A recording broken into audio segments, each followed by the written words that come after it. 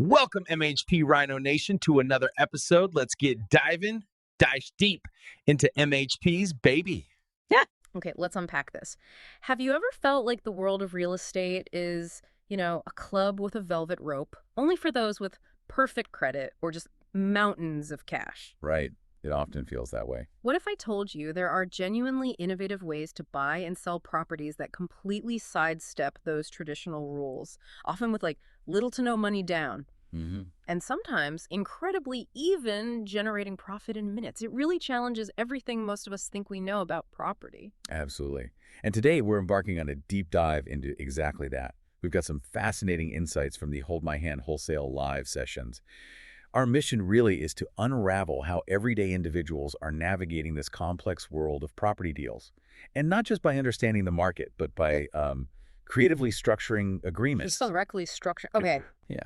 We'll explore strategies like mortgage takeovers, seller finance, and targeted cash deals.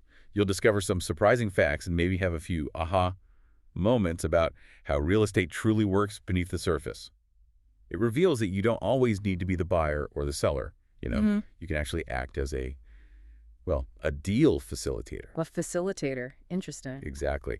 Connecting motivated parties and earning a fee for your expertise in structuring these creative solutions. So the idea of acquiring a house without a conventional bank loan or that massive down payment, it sounds almost too good to be true, doesn't it?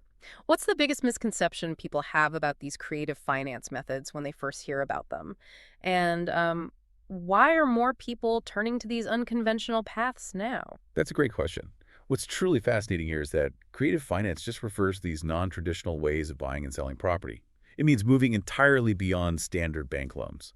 It's really about finding solutions when traditional financing simply isn't an option. For either party. For either the buyer or the seller, yeah.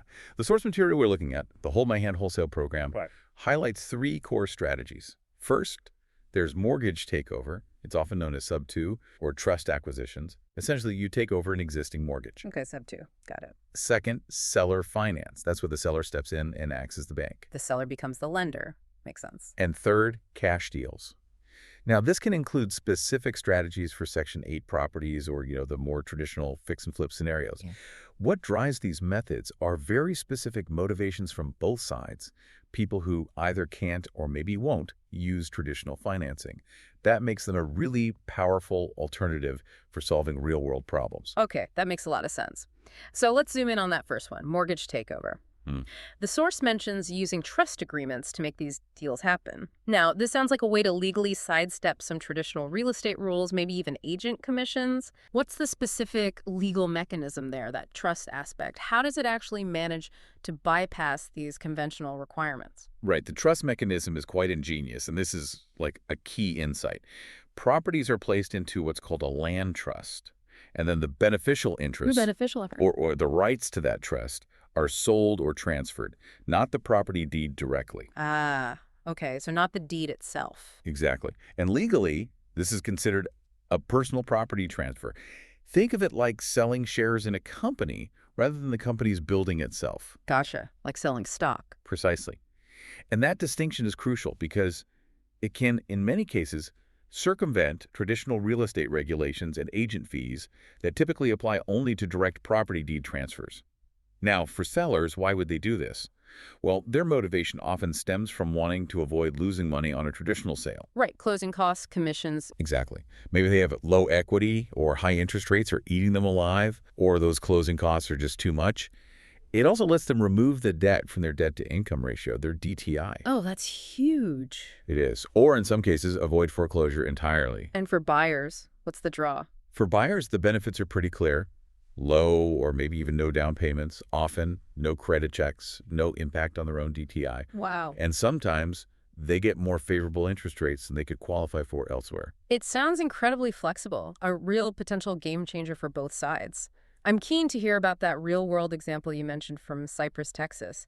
How did that specific deal unfold? Yeah, the Cypress deal is a great illustration of how quickly these opportunities can come together. It involved a beautiful home, actually newly built in 2023, 4-bed, 2.5-bath, about 2,500 square feet. Nice house. Very nice. Asking price was $399,000, but here's the catch. The seller owed $382,000. So basically zero equity. Effectively, yeah. very little wiggle room, and the interest rate was 6.9%. So if they sold traditionally, the seller was looking at losing around $12,000 just in agent commissions. Plus, the house was vacant. They were covering 2 mortgages. Ouch. That hurts. Big time. So the creative solution, a mortgage takeover using a trust.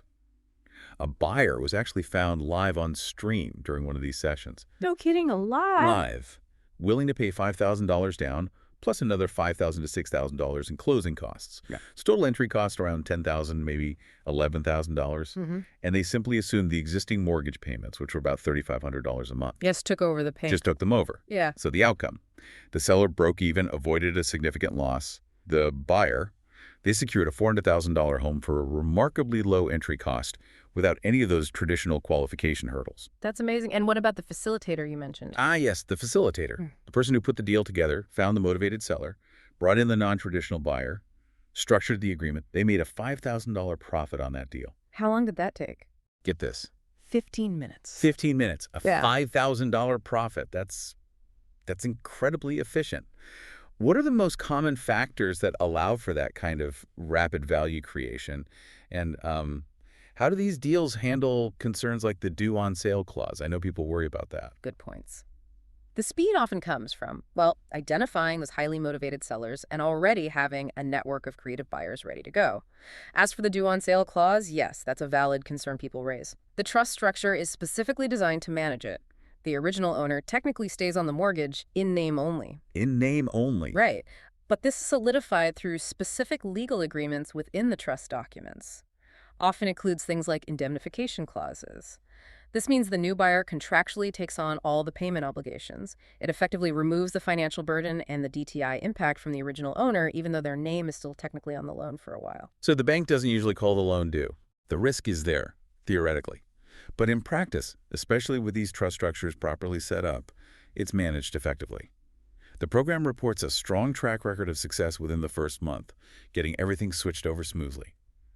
It's also worth noting, FHA and VA loans are typically assumable, even by non-veterans taking over VA loans, which surprises some people. Really? Non-veterans, too. Yep.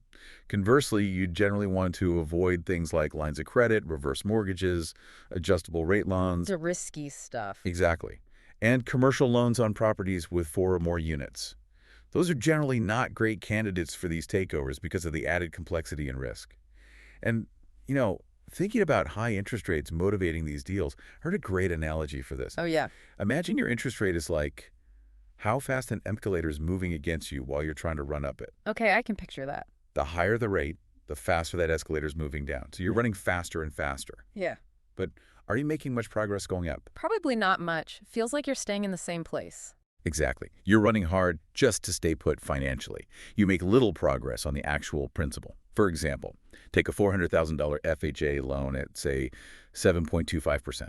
Your payment might be $3,000 a month. But maybe only $300 of that actually goes towards reducing the principal debt. Wow, only $300 out of $3,000. It could be that stark, yeah. So creative finance offers a way off that constant uphill battle against interest. That escalator analogy really hits home. It crystallizes the challenge of high interest rates and just why sellers might be so motivated to find another way out. So let's flip the coin. What does this all mean for someone who wants to sell but maybe doesn't want to deal with the conventional market? Or for a buyer who's struggling with traditional loans? Let's talk seller finance. Right. How does a seller effectively become the bank? And what's the sort of strategic magic behind getting deals with like 0% interest? That sounds amazing. It can be. With seller finance, the seller directly provides the financing to the buyer. They completely bypass traditional banks. This opens up a ton of flexibility. You can negotiate favorable terms, maybe lower interest rates in the bank, longer amortization periods to lower payments, or specific balloon payments down the road. So you negotiate directly with the seller on the loan terms. Exactly. And what's crucial here is the negotiation strategy. It's not always about just trying to get the lowest price, lowballing. Instead, it involves really understanding the seller's specific needs, what do they need to get out of this, and then structuring an offer that provides perceived value to them. Perceived value, meaning? Meaning, sometimes you might actually offer an over-asking price. Higher than list. Why? In exchange for highly desirable terms, like that 0% interest over a set period you mentioned. Think about it. The buyer benefits immensely by avoiding thousands, maybe tens of thousands, in interest payments. That saving can far outweigh paying a slightly higher purchase price upfront. Ah, I see. Trading price for amazing terms. Precisely. Ah. We also see hybrid deals. Maybe pay a chunk of equity up front and the rest balloons out later. These often work for properties with middle equity, especially if the sellers may be behind on payments in pre-foreclosure. Okay. Are there risks for the seller acting as the bank? Oh, absolutely. The main risk is the buyer defaulting on the payments. That's why a really thorough vetting process for the buyer and, crucially, very strong legal agreements are absolutely paramount. You need that protection. Makes sense. You need solid contracts. That agree and pivot strategy sounds incredibly clever, though, focusing on value beyond just the sticker price. The source mentioned an example from Panama City Beach, Florida, that really showed this off.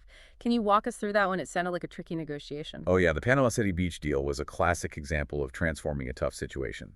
The property was listed for $499,000, although it actually appraised closer to $450,000. Okay, so listed a bit high already. Right, and the seller initially wanted a really hefty $150,000 down payment and 6% interest.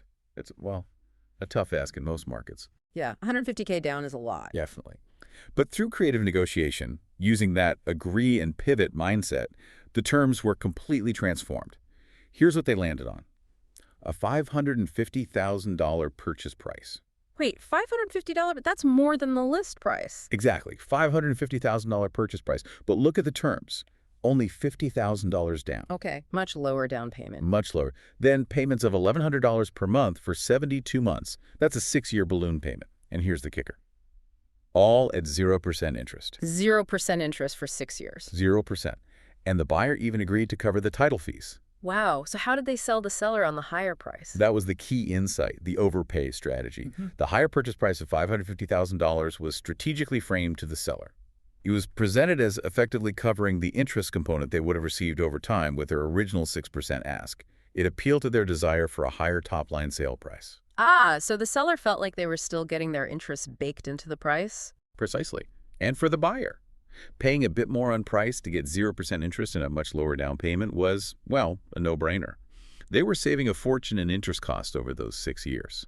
That's brilliant negotiation. What was the outcome for the facilitator on that one? This creative negotiation, turning what was initially described in the source as, well, a dog shit counter into a workable deal, it was estimated to yield somewhere between $25,000 and $35,000 profit for the facilitator. $25,000 to $35,000, just for structuring that deal. Just for structuring it. It really showcases the power of understanding motivations and negotiating terms, not just price. Okay, finding these motivated sellers and these unique properties, it really does sound like detective work. What kind of tools and strategies are essential for uncovering these sort of hidden gems in the market? Yeah, detective work is a good way to put it. And this brings us to the absolutely critical role of data. You can't just guess. The source material heavily emphasizes specialized tools, particularly one called PropStream, for identifying these opportunities. PropStream. Okay, what does it do? Well, you can filter for very specific criteria. You can find motivated sellers, people with low or maybe middle equity, especially those in pre-foreclosure. Think about their motivation.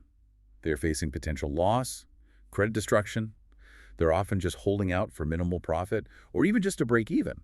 PropStream helps you find them. So you can target based on financial distress. You can target based on indicators of motivation, yes. It's also excellent for identifying ideal seller finance candidates. How? By pinpointing properties that are owned free and clear, 100% equity. Ah, sellers who don't have a mortgage are perfect for becoming they. Exactly. They have the full equity to play with.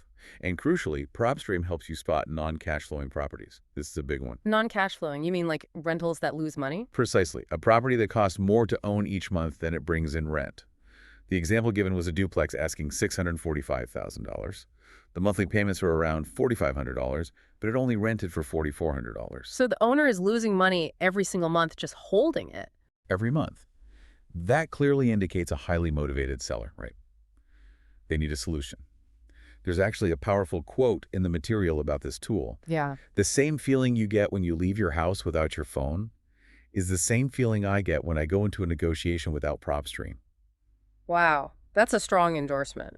So it's basically essential for finding and analyzing these deals. It seems to be considered fundamental because many attractive properties, especially for creative finance, get overlooked. Traditional investors, they often only look for immediate positive cash flow. They miss these problem-solving opportunities entirely. Right, they're looking for something different. So while creative finance offers these really innovative solutions, not every deal fits that mold, I suppose. What about the more traditional cash deals? When do strategies like Section 8 housing or fix and flip come into play, and what makes a good one in today's market? That's right. Cash deals are still a vital part of the landscape. But the driver is different. It's primarily about securing a significant discount, not necessarily solving a complex financing problem like with creative finance. Got it. Discount is key for cash. Exactly. So for Section 8 deals, the focus is on properties that qualify for the Section 8 housing program. The main goal there is achieving high cash-on-cash returns. Ideally, the source suggests, 20% or more.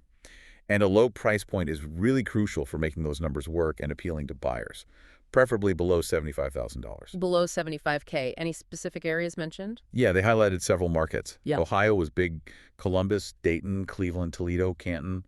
Also Memphis, St. Louis, Birmingham, and Huntsville, Alabama. Okay. And what about fix and flip, the classic model? For fix and flip deals, these require substantial discounts to be viable, especially if the properties are in, let's say, rougher shape or perhaps located in crime-ridden areas. An example given was parts of East Cleveland, where police presence was noted as being low, affecting property values and risk. Right, the location impacts the numbers significantly. Hugely. The key calculation there is the after-repair value, the ARV.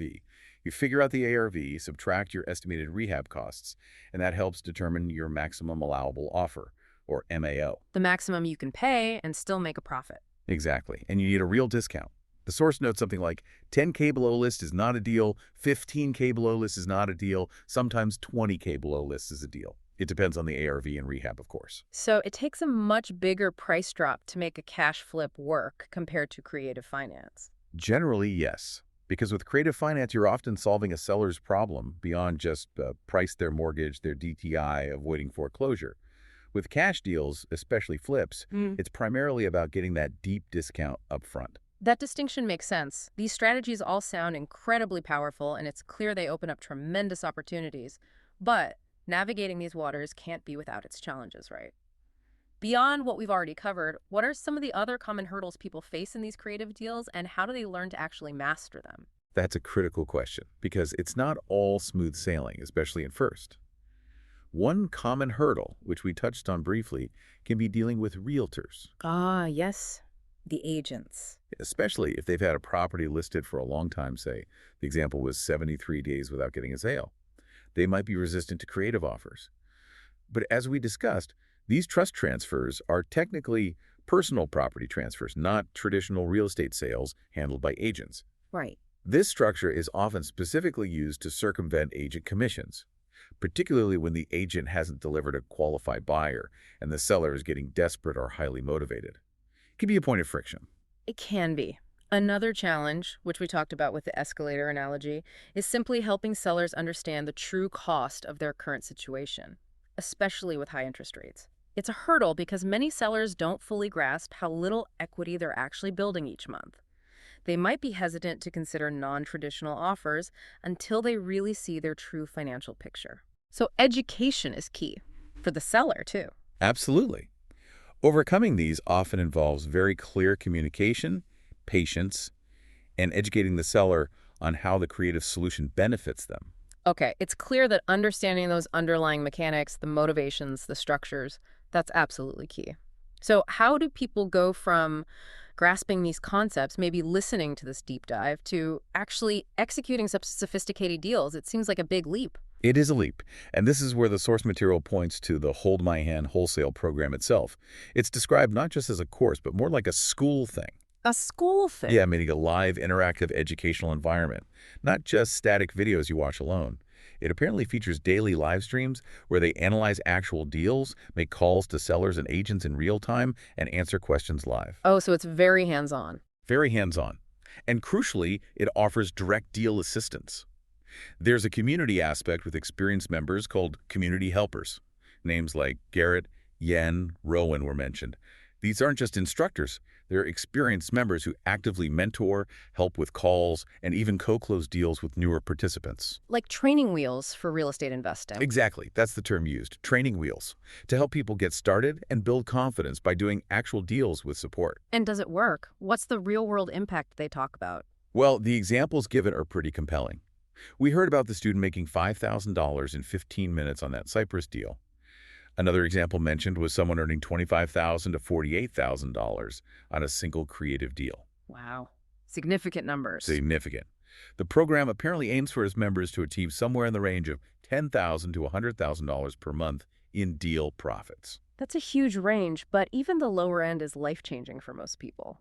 Absolutely. Yeah. But they emphasize it's not passive. Success largely comes down to showing up, participating, engaging with the community, and actually doing the work. You have to engage. Right. It takes effort, like anything worthwhile. What an illuminating deep dive. Honestly, we've really seen how these creative real estate strategies, mortgage takeovers, seller financing, even strategic cash deals are opening up pathways.